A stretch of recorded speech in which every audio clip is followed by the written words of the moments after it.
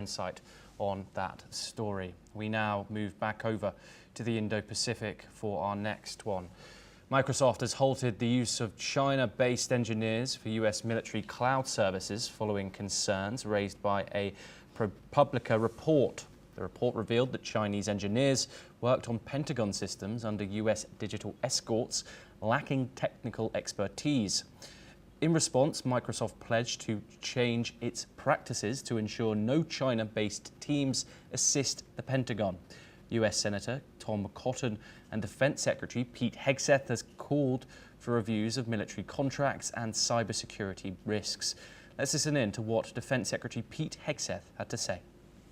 Earlier this week, we were alerted to a potential vulnerability in our DoD computer systems, and we've been checking into it ever since. It turns out that some tech companies have been using cheap Chinese labor to assist with DoD cloud services. This is obviously unacceptable, especially in today's digital threat environment. Now, this was a legacy system created over a decade ago during the Obama administration.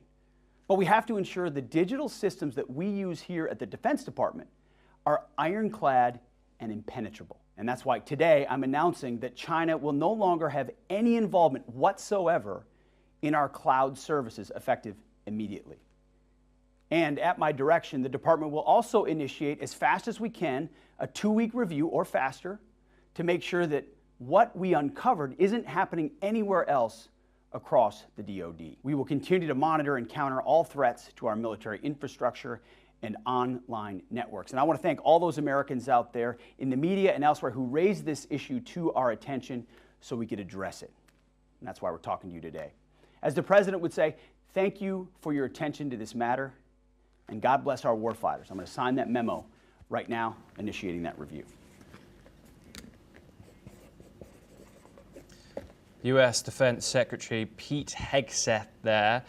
He is talking about a ProPublica report which was released on the 15th of July detailing how Microsoft leveraged engineers in China, provided technical support for highly sensitive Defense Department cloud infrastructure overseen by US digital escorts who often lacked the expertise to detect sophisticated cybersecurity threats. Senator Tom Cotton followed up by requesting comprehensive data from Hegseth on which contractors use Chinese personnel and how US escorts are trained to monitor them. We just heard Pete Hegseth's statement there on the matter. But however, we are now joined by Dr. Satoru Nagao once again to discuss this story further. Dr. Nagao, how effective are these Microsoft so-called digital escorts at detecting these sophisticated threats introduced by these foreign engineers, given the reports of their limited technical expertise? If the Chinese engineer located in China and worked in the online and support basic software, in this case, U.S. worry is the Chinese government can access these engineer personally because of the law can allow them to do that. And